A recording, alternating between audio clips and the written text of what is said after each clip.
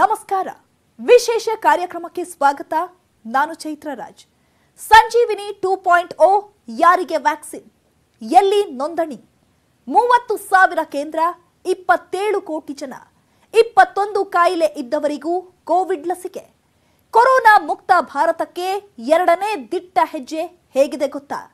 ಇದೇ ಈ ಹೊತ್ತಿನ ಸ್ಪೆಷಲ್ ಎರಡನೇ ವ್ಯಾಕ್ಸಿನ್ ವಾರ್.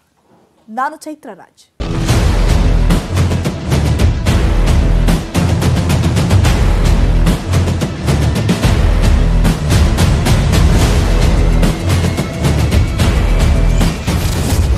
ಸಂಜೀವಿನಿ 2.0 ಯಾರಿಗೆ ವ್ಯಾಕ್ಸಿನ್, ಎಲ್ಲಿ ನೋಂದಣಿ?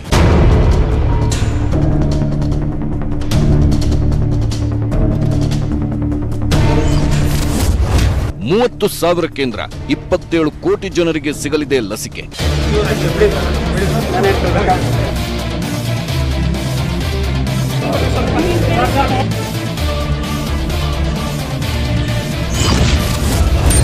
ಇಪ್ಪತ್ತೊಂದು ಕಾಯಿಲೆ ಇದ್ದವರಿಗೂ ಕೋವಿಡ್-19 ವ್ಯಾಕ್ಸಿನ್.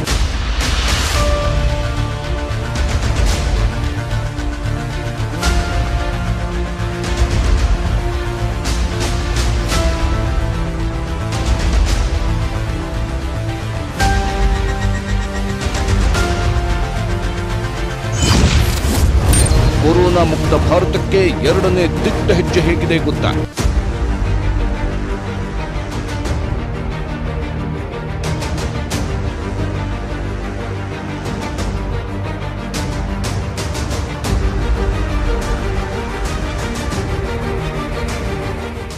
ಕೊರೋನಾ ಒಂದೊಂದೇ ಅಲೆಗಳ ಆರ್ಭಟ. ಸೈಲೆಂಟ್ ಆಗಿದ್ದ ಸೋಂಕು ಮತ್ತೆ ಹರಡುವ ಭೀತಿ. ಸೋಂಕು ಬಂದವರಿಗೂ ಮತ್ತೆ ಒಕ್ಕರಿಸಿ ಗಂಭೀರ ಆರೋಗ್ಯ ತೊಂದರೆಗೆ ಗುರಿಯಾಗುವ ಭಯದಲ್ಲೇ ಜನಜೀವನ ಸಾಗ್ತಿದೆ. ಎಲ್ಲಿ ಮತ್ತೊಮ್ಮೆ ಕೊರೋನಾ ರಣಾರ್ಭಟ ಹೆಚ್ಚಾಗುತ್ತೋ, ಎಲ್ಲಿ ಮತ್ತೊಮ್ಮೆ ಲಾಕ್ಡೌನ್ ಎಂಬ ಜೈಲನ್ನ ಎದುರಿಸಬೇಕಾಗುತ್ತೋ, ಎಲ್ಲಿ ಮಗದೊಮ್ಮೆ ಕೊರೋನಾ ಬಂದು ಆಸ್ಪತ್ರೆ, ಮನೆಯಲ್ಲಿ 4 ಗೋಡೆಗಳ ಮಧ್ಯೆ ಬಂಧಿಯಾಗಿ ಬದುಕಿನ ಹೋರಾಟ ನಡೆಸಬೇಕಾಗುತ್ತೋ ಎಂಬ ಆತಂಕದಲ್ಲೇ ಜನಜೀವನ ಸಾಗ್ತಿದೆ. ಸಂಪೂರ್ಣವಾಗಿ ಕೊರೋನಾ ಹೋಗೋವರೆಗೂ ಈ ಭಯ ತಪ್ಪಿದ್ದಲ್ಲ. ಯಾಕಂದ್ರೆ ಕೊರೋನಾ ಇನ್ನೇನು ಸಂಪೂರ್ಣ ಮರೆಯಾಯಿತು ಎಂಬಷ್ಟರಲ್ಲೇ ಮತ್ತೆ ವೈರಸ್ ಆರ್ಭಟ ಹೆಚ್ಚಾಗ್ತಿರುವುದನ್ನ ಕಾಣಬಹುದಾಗಿದೆ. ಹೀಗಾಗಿ ಭಯ, ಆತಂಕದಲ್ಲೇ ಬದುಕು ಸಾಗಿಸುವ ಅನಿವಾರ್ಯತೆ ಇದೆ. ಆದರೆ ಈ ಭಯದ ಬದುಕಿಗೆ ಶಾಶ್ವತ ಮುಕ್ತಿ ಹಾಡಲು ಕೇಂದ್ರ ಸರ್ಕಾರ ಕಟಿಬದ್ಧವಾಗಿದ್ದು ಎರಡನೇ ಹಂತದ ಲಸಿಕೆ ಮಹಾಭಿಯಾನವನ್ನ ಆರಂಭಿಸಿದೆ. ದೇಶದ ಸಾಮಾನ್ಯ ಹಿರಿಯ ನಾಗರಿಕರಿಗೆ ಲಸಿಕೆ ನೀಡುವ ಮೂಲಕ ಕೊರೋನಾದಿಂದ ಹಿರಿಜೀವಗಳನ್ನು ಕಾಪಾಡುವ ಅಭಿಯಾನಕ್ಕೆ ಸ್ವತಃ ಪ್ರಧಾನಿ ಮೋದಿಯೇ ಲಸಿಕೆ ಪಡೆಯುವ ಮೂಲಕ ಚಾಲನೆ ಕೊಟ್ಟಿದ್ದಾರೆ.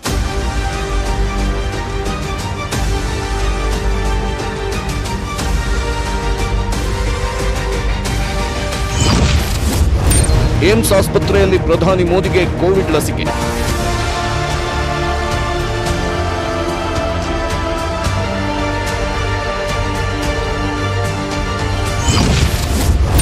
ದೇಶೀಯ ಲಸಿಕೆ ಹಾಕಿಸಿಕೊಂಡ ಪ್ರಧಾನಿ ನರೇಂದ್ರ ಮೋದಿ.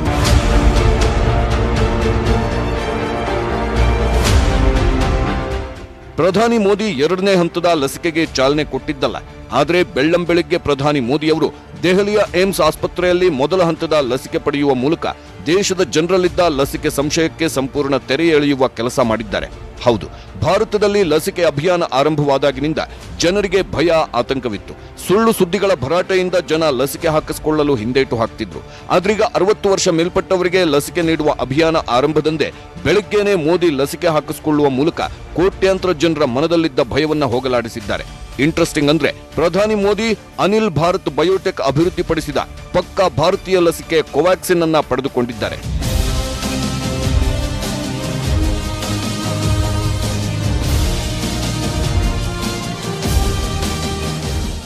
ಭಾರತದಲ್ಲಿ 2 ಲಸಿಕೆ ನೀಡಲಾಗ್ತಿದೆ. ಒಂದು ಕೋವಿಶೀಲ್ಡ್, ಮತ್ತೊಂದು ಕೋವ್ಯಾಕ್ಸಿನ್. ಕೋವಿಶೀಲ್ಡ್ ಆಕ್ಸ್ಫರ್ಡ್ ಸಂಸ್ಥೆ ಅಭಿವೃದ್ಧಿಪಡಿಸಿದ ಲಸಿಕೆ ಆಗಿದ್ದು ಇದನ್ನ ಭಾರತದ ಸೆರಮ್ ಸಂಸ್ಥೆ ಉತ್ಪಾದಿಸುತ್ತಿದೆ. ಆದರೆ ಕೋವ್ಯಾಕ್ಸಿನ್ ಸಂಪೂರ್ಣವಾಗಿ ಭಾರತೀಯ ಮೂಲದ ಲಸಿಕೆ. ಈ ಲಸಿಕೆಯನ್ನ ಅಭಿವೃದ್ಧಿಪಡಿಸಿರೋದು ಪ್ಲಸ್ ಉತ್ಪಾದನೆ ಮಾಡ್ತಿರೋ ಅನಿಲ್ ಭಾರತ್ ಬಯೋಟೆಕ್ ಸಂಸ್ಥೆ. ಇದೀಗ ಈ ಲಸಿಕೆಯ ಮೊದಲ ಡೋಸ್ ಅನ್ನ ಪ್ರಧಾನಿ ಮೋದಿ ಪಡೆದುಕೊಂಡಿದ್ದಾರೆ. ಪುದುಚೇರಿ ಮೂಲದ ನರ್ಸ್ ಪಿ ನಿವೇದಾ ಪ್ರಧಾನಿ ಮೋದಿ ಎಡಗೈಗೆ ಲಸಿಕೆ ನೀಡಿದ್ದಾರೆ. ಲಸಿಕೆ ನೀಡುವ ಸಂದರ್ಭ ಕೇರಳ ಮೂಲದ ರೋಸಮ್ಮ ಅನಿಲ್ ಅನ್ನೋ ಹೆಸರಿನ ನರ್ಸ್ ಕೂಡ ಜೊತೆಗಿದ್ರು. ಹೀಗೆ ಲಸಿಕೆ ಪಡೆದು ಯಾವುದೇ ಸಮಸ್ಯೆ ಇಲ್ಲದೆ ಆಸ್ಪತ್ರೆಯಿಂದ ಹೋದ ಪ್ರಧಾನಿ ಮೋದಿ ಆ ಬಳಿಕ ಟ್ವೀಟ್ ಮಾಡಿ ದೇಶದ ಜನತೆ ಲಸಿಕೆ ಪಡೆಯುವಂತೆ ಕೋರಿಕೊಂಡಿದ್ದಾರೆ.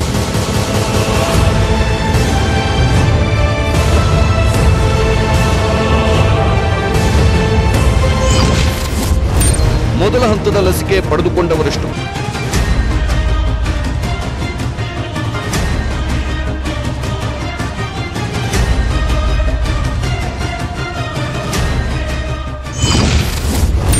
ಎರಡನೇ ಹಂತದಲ್ಲಿ ಎಲ್ಲೆಲ್ಲಿ ಸಿಗಲಿದೆ ಕೋವಿಡ್ ಲಸಿಕೆ?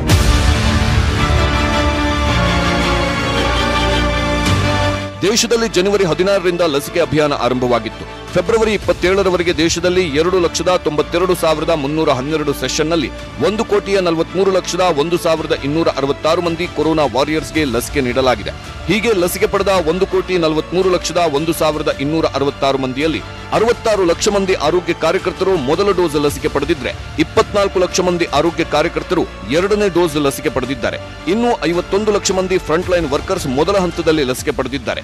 ಮೊದಲ ಹಂತದಲ್ಲಿ 3 ಕೋಟಿ ಮಂದಿಗೆ ಲಸಿಕೆ ನೀಡುವುದು ಗುರಿಯಾಗಿದ್ರೆ ಇದೀಗ ಎರಡನೇ ಹಂತದಲ್ಲಿ 27 ಕೋಟಿ ಹಿರಿಯ ನಾಗರಿಕರಿಗೆ ಲಸಿಕೆ ನೀಡುವ ಗುರಿ ಇಟ್ಟುಕೊಳ್ಳಲಾಗಿದೆ. ಹಾಗಾದ್ರೆ ಲಸಿಕೆ ಯಾರ್ಯಾರಿಗೆ ಸಿಗಲಿದೆ? ಲಸಿಕೆ ಪಡೆಯೋದು ಹೇಗೆ? ಎಲ್ಲೆಲ್ಲಿ ಲಸಿಕೆ ಸಿಗುತ್ತದೆ? ಆ ಸಂಪೂರ್ಣ ಮಾಹಿತಿಯನ್ನ ನಿಮ್ಮ ಮುಂದೆ ಇಡ್ತಾ ಇದ್ದೀವಿ ನೋಡಿ.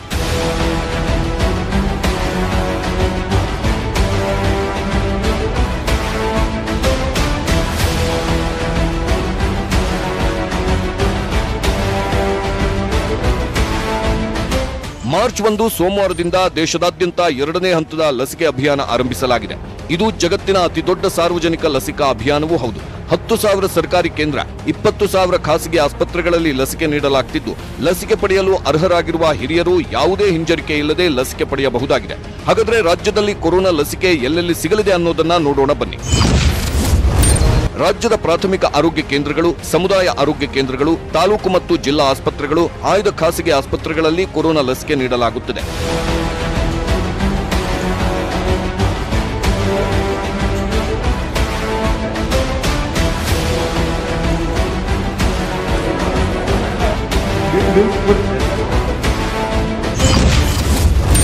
ಸರ್ಕಾರಿ ಆರೋಗ್ಯ ಕೇಂದ್ರಗಳಲ್ಲಿ ಲಸಿಕೆ ಉಚಿತ.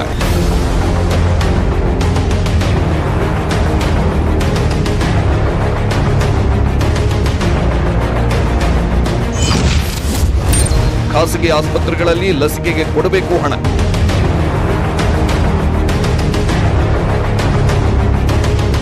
ರಾಜ್ಯದಲ್ಲಿ ಒಟ್ಟಾರೆ 268 ಆರೋಗ್ಯ ಕೇಂದ್ರಗಳಲ್ಲಿ ಲಸಿಕೆ ನೀಡಲಾಗುತ್ತದೆ. ಇನ್ನು ಬೆಂಗಳೂರು ಒಂದರಲ್ಲೇ 24 ಆರೋಗ್ಯ ಕೇಂದ್ರಗಳಲ್ಲಿ ಲಸಿಕೆ ನೀಡಲಾಗುತ್ತದೆ. ಇನ್ನು ಬೆಂಗಳೂರಿನ 16 ಖಾಸಗಿ ಆಸ್ಪತ್ರೆಗಳಲ್ಲೂ ಲಸಿಕೆ ಲಭ್ಯವಿದೆ. ಆದರೆ ಒಂದೇ ವ್ಯತ್ಯಾಸ, ಸರ್ಕಾರಿ ಆರೋಗ್ಯ ಕೇಂದ್ರಗಳಲ್ಲಿ ಲಸಿಕೆ ಉಚಿತವಾಗಿ ಸಿಗಲಿದೆ. ಖಾಸಗಿ ಆಸ್ಪತ್ರೆಗಳಲ್ಲಿ ಲಸಿಕೆಗೆ ಹಣ ಪಾವತಿಸಬೇಕಾಗುತ್ತದೆ. ಖುಷಿಯ ವಿಚಾರ ಏನಂದ್ರೆ, ವಿದೇಶಗಳಲ್ಲಿ ಕೊರೋನಾ ಲಸಿಕೆಗೆ ಇರುವಷ್ಟು ದರ ಭಾರತದಲ್ಲಿ ನೀಡಲಾಗ್ತಿರುವ ಲಸಿಕೆಗಿಲ್ಲ. ಹೌದು, ಭಾರತದಲ್ಲಿ ಕಡಿಮೆ ಬೆಲೆಗೆ ಲಸಿಕೆ ಲಭ್ಯವಾಗುತ್ತಿದೆ. ಖಾಸಗಿ ಆಸ್ಪತ್ರೆಗಳಲ್ಲಿ ಲಸಿಕೆ ಪಡೆಯಲು ಇಚ್ಛಿಸುವ ಅರ್ಹರು 1 ಡೋಸ್ಗೆ 250 ರೂಪಾಯಿ ಪಾವತಿಸಬೇಕು. 2 ಡೋಸ್ಗೆ ಒಟ್ಟು 500 ರೂಪಾಯಿ ನೀಡಬೇಕಾಗುತ್ತದೆ. 1 ಡೋಸ್ ಲಸಿಕೆ ಬೆಲೆ 150 ರೂಪಾಯಿ ಇದೆ. ಇದಕ್ಕೆ ಸೇವಾ ಶುಲ್ಕವೆಂದು 100 ರೂಪಾಯಿ ಹೆಚ್ಚುವರಿ ಸೇರಿಸುವ ಕಾರಣ ಖಾಸಗಿ ಆಸ್ಪತ್ರೆಗಳಲ್ಲಿ 1 ಡೋಸ್ ಬೆಲೆ 250 ರೂಪಾಯಿಗಳಾಗುತ್ತದೆ. ಆದರೆ ಸರ್ಕಾರಿ ಆರೋಗ್ಯ ಕೇಂದ್ರಗಳಲ್ಲಿ ಯಾವುದೇ ಹಣ ಪಾವತಿ ಮಾಡುವ ಅಗತ್ಯವಿಲ್ಲ.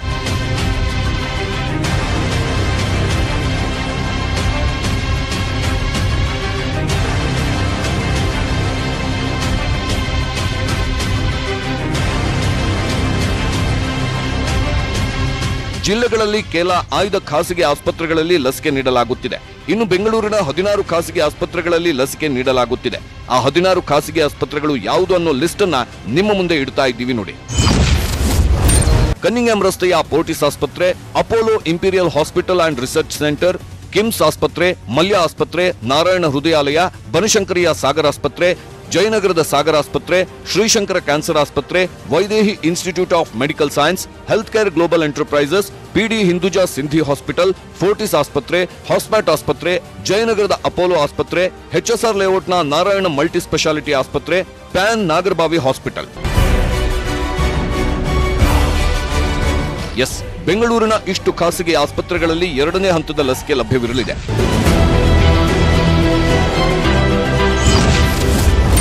ಅರವತ್ತು ವರ್ಷ ಮೇಲ್ಪಟ್ಟ ಎಲ್ಲರೂ ಲಸಿಕೆಗೆ ಅರ್ಹರು.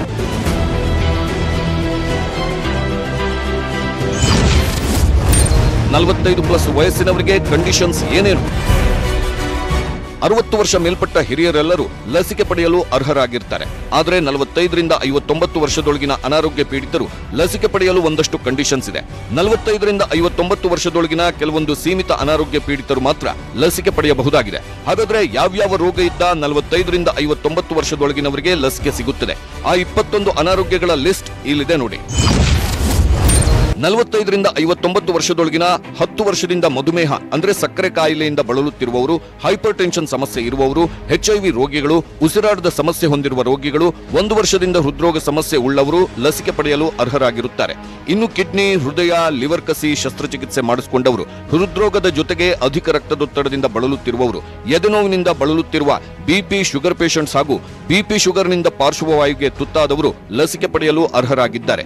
ಕಿಡ್ನಿ ವೈಫಲ್ಯದಿಂದ ಡಯಾಲಿಸಿಸ್ ಮಾಡಿಸಿಕೊಳ್ಳುತ್ತಿರುವವರು, ರೋಗ ನಿರೋಧಕ ಶಕ್ತಿ ಕುಂಠಿತ ರೋಗಿಗಳು, ಲ್ಯುಕೇಮಿಯಾ ಸಮಸ್ಯೆ, ಮೆಲೋಮಾ ರೋಗಿಗಳು, ಲೈಂಫೋಮಾ ಅನಾರೋಗ್ಯ ಪೀಡಿತರು, ತಲ್ಸೆಮಿಯಾದಿಂದ ಬಳಲುತ್ತಿರುವವರು, ಅಪ್ಲಾಸ್ಟಿಕ್ ಅನಿಮಿಯಾ ರೋಗಿಗಳು, ಬೋನ್ ಮ್ಯಾರೋ ವಿಫಲಗೊಂಡ ರೋಗಿಗಳು, 1 ವರ್ಷದಿಂದ ಕ್ಯಾನ್ಸರ್ಗೆ ಚಿಕಿತ್ಸೆ ಪಡೆಯುತ್ತಿರುವ 45ರಿಂದ 59 ವರ್ಷದೊಳಗಿನವರು 2ನೇ ಹಂತದ ಈ ಲಸಿಕೆ ಅಭಿಯಾನದಲ್ಲಿ ಲಸಿಕೆ ಪಡೆಯಲು ಅರ್ಹರಾಗಿರುತ್ತಾರೆ.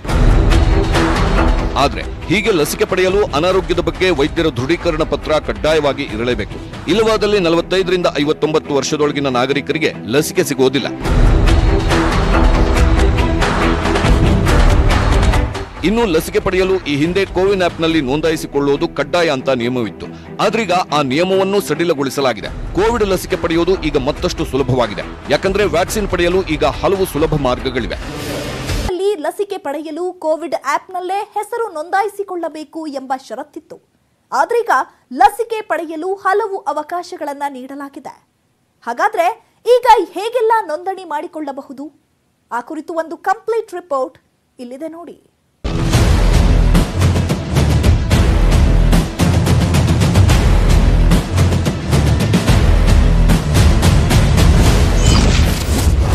ಕೋವಿನ್ ಆರೋಗ್ಯ ಸೇತು ಆಪ್ನಲ್ಲಿ ನೋಂದಣಿಗೆ ಅವಕಾಶ.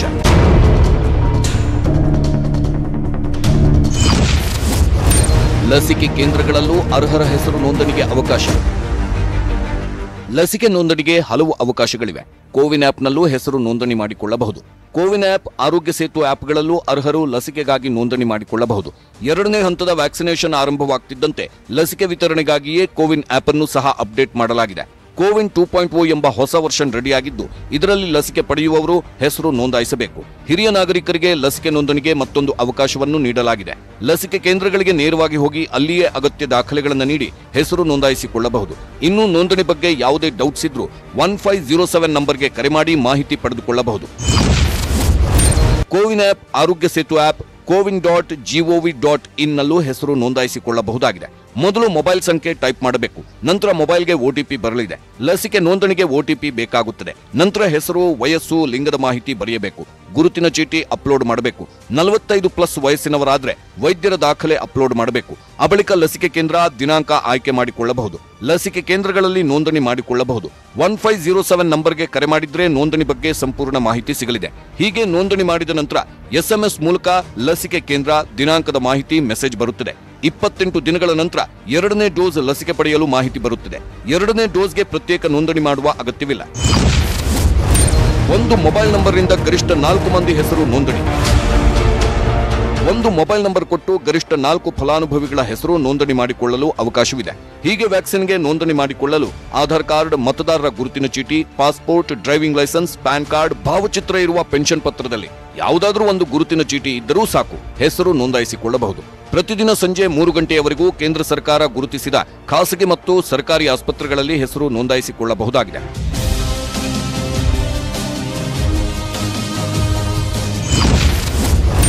ವ್ಯಾಕ್ಸಿನ್ ಆಯ್ಕೆಗೆ ಇಲ್ಲ ಅವಕಾಶ. ಅರ್ಹರು ಲಸಿಕೆಗೆ ಹೆಸರು ನೋಂದಾಯಿಸಿಕೊಳ್ಳಬಹುದು. ಆದರೆ ತಮಗೆ ಇಂಥದ್ದೇ ಲಸಿಕೆ ನೀಡಬೇಕು ಅಂತ ಆಯ್ಕೆ ಮಾಡಲು ಮಾತ್ರ ಅವಕಾಶವಿಲ್ಲ. ಭಾರತದಲ್ಲಿ ಸದ್ಯ 2 ಲಸಿಕೆಗಳನ್ನ ನೀಡಲಾಗ್ತಿದೆ. ಒಂದು ಆಕ್ಸ್ಫರ್ಡ್ ಅಭಿವೃದ್ಧಿಪಡಿಸಿ ಪುಣೆಯ ಸೆರಮ್ ಇನ್ಸ್ಟಿಟ್ಯೂಟ್ ತಯಾರಿಸುತ್ತಿರುವ ಕೋವಿಶೀಲ್ಡ್ ಲಸಿಕೆ ಮತ್ತು ಮಗದೊಂದು ಹೈದರಾಬಾದ್ನ ಭಾರತ್ ಬಯೋಟೆಕ್ ಅಭಿವೃದ್ಧಿಪಡಿಸಿರುವ ಕೋವ್ಯಾಕ್ಸಿನ್ ಲಸಿಕೆಯನ್ನ ಭಾರತದಲ್ಲಿ ನೀಡಲು ಅನುಮತಿ ಇದೆ. ಆದರೆ ಈ 2 ಲಸಿಕೆಯಲ್ಲಿ ಜನರು ತಾವು ಯಾವುದನ್ನ ಪಡೆಯಬೇಕು ಎಂಬ ಆಯ್ಕೆಗೆ ಮಾತ್ರ ಅವಕಾಶವಿಲ್ಲ. ಹೆಚ್ಚಿನ ಜನರಿಗೆ ಕೋವಿಶೀಲ್ಡ್ ಲಸಿಕೆಯನ್ನೇ ನೀಡಲಾಗ್ತಿದೆ. ಕೋವ್ಯಾಕ್ಸಿನ್ ಲಸಿಕೆಯನ್ನು ನೀಡಲಾಗ್ತಿದೆ.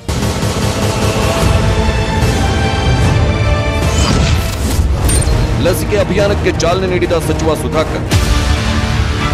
ರಾಜ್ಯದಲ್ಲಿ 2ನೇ ಹಂತದ ಲಸಿಕೆ ಅಭಿಯಾನಕ್ಕೆ ಶಿರ್ಸಿಯ ಅಂಬೇಡ್ಕರ್ ಭವನದಲ್ಲಿ ಆರೋಗ್ಯ ಸಚಿವ ಡಾಕ್ಟರ್ ಸುಧಾಕರ್ ಚಾಲನೆ ನೀಡಿದ್ದಾರೆ. ಇನ್ನು ಮೈಸೂರಲ್ಲಿ ಪ್ರಮೋದಾದೇವಿ ಒಡೆಯರ್ ಲಸಿಕೆ ಅಭಿಯಾನಕ್ಕೆ ಚಾಲನೆ ನೀಡಿದ್ದಾರೆ. ಬೆಳಗಾವಿಯ ಬಿಮ್ಸ್, ನೆಲಮಂಗಲದ ಸರ್ಕಾರಿ ಆಸ್ಪತ್ರೆ, ಬೆಂಗಳೂರಿನ ಆಸ್ಪತ್ರೆಗಳಲ್ಲಿ 60 ವರ್ಷ ಮೇಲ್ಪಟ್ಟವರು ಧೈರ್ಯದಿಂದ ಬಂದು ಮೊದಲ ದಿನವೇ ಲಸಿಕೆ ತಗೊಂಡಿದ್ದಾರೆ. ಕೆಲವೆಡೆ ತಾಂತ್ರಿಕ ದೋಷದಿಂದ ಲಸಿಕೆ ವಿತರಣೆ ವಿಳಂಬವಾದ ಘಟನೆಯೂ ನಡೆದಿದೆ. ಆದ್ರೂ ಯಾಕೆ ಕೆಲವರಿಗೆ ಹಿಂಜರಿಕೆ? ಲಸಿಕೆ ಯಾಕೆ ಅತ್ಯಗತ್ಯ? ಆ ಬಗ್ಗೆ ಒಂದಷ್ಟು ಮಾಹಿತಿ ನಿಮ್ಮ ಮುಂದೆ.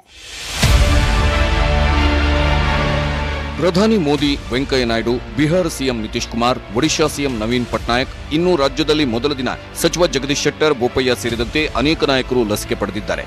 ಜನನಾಯಕರು ಹೀಗೆ ಲಸಿಕೆ ಪಡೆಯುತ್ತಿರುವುದರಿಂದ ಮುಂದಿನ ದಿನಗಳಲ್ಲಿ ಲಸಿಕೆ ಬಗ್ಗೆ ಇದ್ದ ಜನರ ಭಯ, ಆತಂಕ ದೂರವಾಗಬಹುದು ಎಂಬ ನಿರೀಕ್ಷೆ ಇದೆ.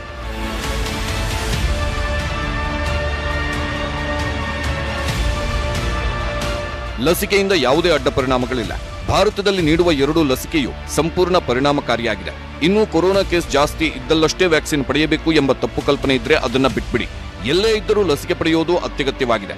ಇನ್ನು ಪ್ರಾಥಮಿಕ ಆರೋಗ್ಯ ಕೇಂದ್ರದಲ್ಲೇ ಲಸಿಕೆ ಸಿಗೋದ್ರಿಂದ ಲಸಿಕೆಗಾಗಿ ಹಳ್ಳಿ ಜನರು ಬಹಳ ದೂರ ಪ್ರಯಾಣ ಮಾಡುವ ಅಗತ್ಯವೂ ಇಲ್ಲ. ಸರ್ಕಾರ ಹೀಗೆ ಲಸಿಕೆ ನೀಡಲೆಂದು ಎಲ್ಲಾ ಥರದಲ್ಲೂ ವ್ಯವಸ್ಥೆ ಮಾಡಿದೆ. ಇದೀಗ ಲಸಿಕೆ ಪಡೆದು ದೇಶವನ್ನ ಕೊರೋನಾ ಮುಕ್ತಗೊಳಿಸುವ ಹೊಣೆಗಾರಿಕೆ ಮಾತ್ರ ಜನಸಾಮಾನ್ಯರದ್ದಾಗಿದೆ.